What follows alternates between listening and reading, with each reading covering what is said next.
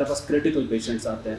जैसे हमारे पास शॉक के पेशेंट्स आए, शॉक कोई भी टाइप का शॉक, जैसे कार्डियोजेनिक शॉक है, ऑब्स्ट्रक्टिव शॉक है, सेप्टिक शॉक है, उसमें इसकी अहमियत बहुत ज़्यादा बढ़ जाती है। या हमारे पास पॉलीट्रॉमा के पेशेंट्स आ जाते हैं, एक्यूट हार्ट अटैक के पेशेंट्स आते हैं जो कॉम्प्लिकेशंस के साथ आते हैं। तो इनमें ये पहला 1 घंटा एक ऐसा टाइम रहता है जहाँ पे उनको इंटरवीन करना बहुत ही ज़रूरी हो जाता है, और इंटरवीन करने से बहुत सारी लाइफ्स इससे बच जाती है। और हम लोगों ने आए दिन हमारे पास ऐसे केसेस आते रहते हैं जहाँ पे हम लोग गोल्डन आवर में इंटरवीन करते हैं और माशाल्लाह लोगों की ज़िंदगी भी बचाते हैं। मेडिकल फील्ड में हमें इमरजेंसी में सबसे पहले ये सिखाया जाता है कि अगर कोई क्रिटिकल पेशेंट आपके पास आता है तो उसमें हम लोग ना ही रजिस्ट्रेशन, ना ही फाइनेंसेस, ना ही बाकी सब चीज़ें हम लोग देखते हैं।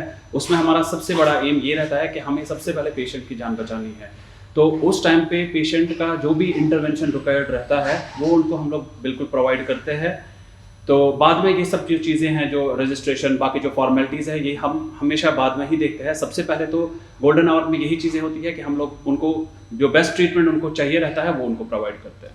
When it comes to save the patient's life, there's nothing like government, there's nothing like private, there's nothing like corporate. So जब पेशेंट की जान बचाने की बारी आती है तो we are at the forefront and we have to do the needful.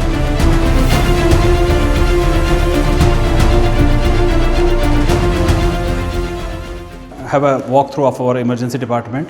सो पहला हमारा जो इमरजेंसी का डिपार्टमेंट का ये है डिज़ास्टर एरिया है, जहाँ पे अगर खुदा ना खास्ता कोई डिज़ास्टर वगैरह हो जाता है तो यहाँ पे हमारे पास पूरे सब इक्विपमेंट्स अवेलेबल है जो कि हमें डिज़ास्टर को मैनेज करने में हेल्प करता है। तो यहाँ पे सब जगह ट्रॉलीज़ लगती है उस टाइम पे, और हमारे पास बाहर भी ट्रॉलीज़ लगती है। अगर खुदा ना खास्ता कोई बस का एक्सीडेंट या फिर कहीं बॉम्ब थ्रेट वगैरह कुछ भी होता है तो यहाँ ये एरिया पूरा फुल हो जाता है, और यहाँ पे हम लोग इसमें स्ट्रेचर लगा के पेशेंट्स को मैनेज करते हैं अगर अंदर हमारा फुल हो गया रहेगा तो। This is our observation area, जहाँ पे हम लोग मोस्ट ऑफ द पेशेंट जो हमारे रहते हैं उनको हम लोग यहाँ पे मैनेज करते हैं।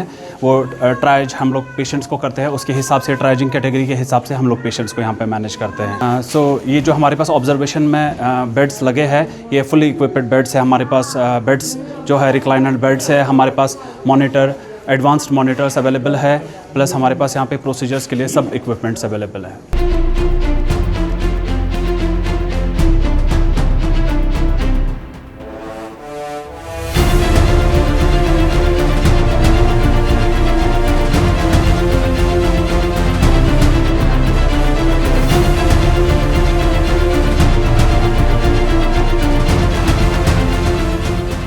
We try to resuscitate here.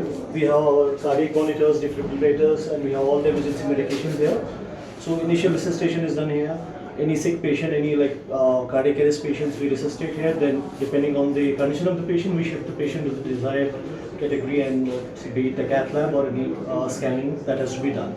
So we have bedside ultrasound and echocardiography machine as well, and we do have bedside X-ray as well. And we have infusion pumps. Everything is there. It's as at par with any emergency in any metropolitan city. We have all the facilities available here, and we have had many patients. We have resuscitated recently here. See, it depends upon case to case. क्या हम लोग case encounter करते हैं उसके ऊपर बहुत ये निर्भर करता है। एंड हमारी जो एम्बुलेंसेज है वो ECLS एम्बुलेंसेज है, जिसमें हमारे पास वो ICU ऑन व्हील्स उसको बोला जाता है, जहाँ पे हमारे पास जो भी लाइफ सेविंग इंटरवेंशन है वो सब हम लोग वहाँ पे प्रोवाइड कर सकते हैं। अगर उसको पेशेंट को खुदा ना खास्ता वेंटिलेटर की ज़रूरत पड़ी, उनको इंटुबेशन की ज़रूरत पड़ी, तो वो सब फैसिलिटीज़ हमारे पास एम्बुलेंस में मौजूद है जो एक पेशेंट की उस टाइम पे जान बचा सकती है। And then once they reach the emergency the needful will be done. Thank you, doctor. How many ambulances do you have? We have 3 ambulances.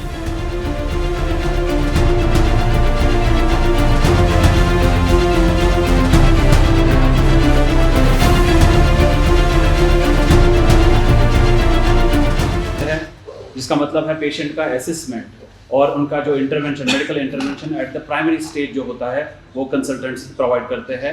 और अगर पेशेंट को ICU की ज़रूरत होती है तो पेशेंट जो ICU में जाते हैं तो वो कंटिन्यूटी ऑफ केयर जो है वो मेंटेन रहता है, क्योंकि हमारे पास यहाँ पे अक्रॉस ऑल द ICUs, चाहे वो मेडिकल ICU हो, सर्जिकल ICU हो या कार्डियक ICU हो, वहाँ पे भी हमारे पास 24/7 कंसल्टेंट्स अवेलेबल होते हैं। इसके अलावा हमारे पास पारस हॉस्पिटल में स्टेट ऑफ आर्ट इंफ्रास्ट्रक्चर है, हमारे पास advanced medical technology and equipments available है, जो हमें बहुत ही कॉन्फिडेंस देता है जब हम लोग एक क्रिटिकल पेशेंट को मैनेज करते हैं। इसके अलावा हमारे पास यहाँ पे BLS और ACLS एम्बुलेंसेस हमारे इमरजेंसी डिपार्टमेंट मौजूद है, जो कि हमें पेशेंट को ट्रांसफ़र करने के लिए हमारे जो भी क्रिटिकल पेशेंट भी अगर रहेगा तो उनको ICU से या फिर कोई मेडिकल हॉस्पिटल से उनको हमें ट्रांसफ़र करना है तो उनको हम लोग ट्रांसफ़र कर सकते हैं। इसके अलावा हमारे इमरजेंसी में हेड टू टू जो भी इमरजेंसीज होती है उनको हम लोग यहाँ पे डील करते हैं। इसमें मैं कुछ एग्जांपल्स देना चाहता हूँ। जैसे हमारे पास हार्ट अटैक के पेशेंट्स रहते हैं जिनमें टाइम बहुत ही ज़्यादा इम्पॉर्टेंट और क्रिटिकल रहता है।